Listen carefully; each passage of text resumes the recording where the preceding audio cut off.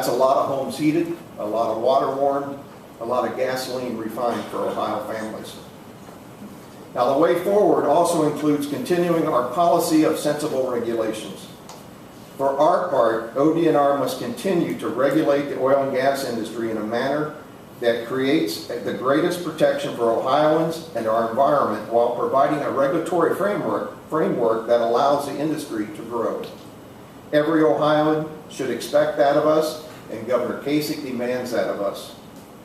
We will meet this challenge by continuously reviewing our already strong regulations and providing a dedicated trained staff of inspectors and technicians to enforce them.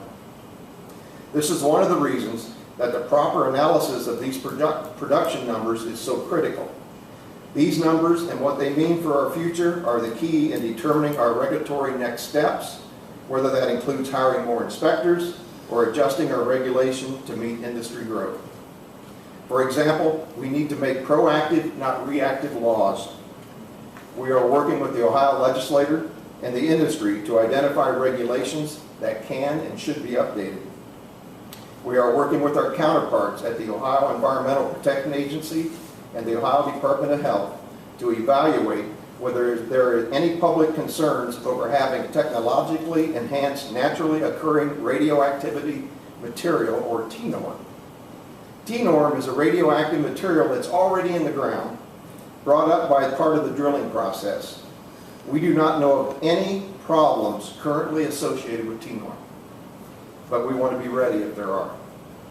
We are also in positive discussions to strengthen regulations regarding the development and implementation of brine recycling technologies and road application of brine from horizontal wells.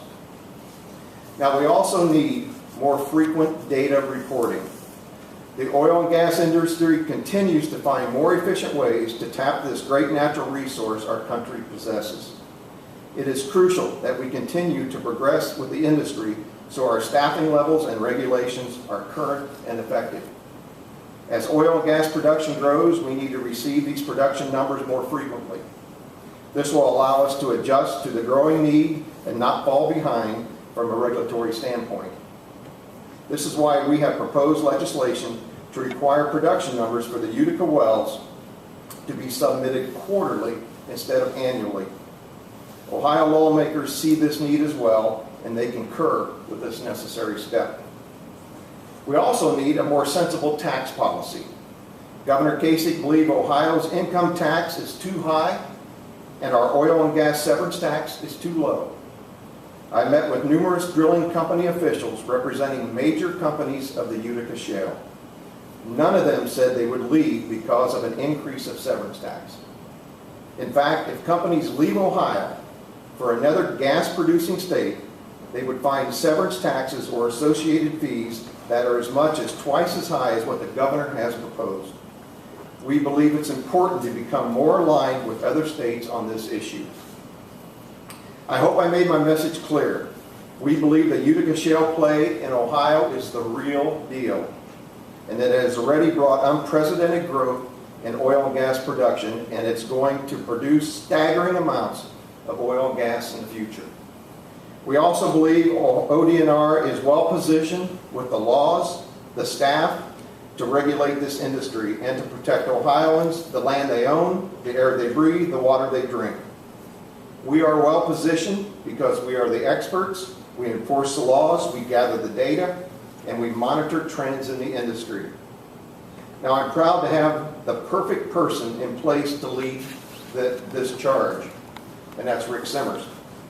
Rick is my chief expert with 27 years of experience at ODNR, and like many of our employees, he lives in the area where the drilling is happening.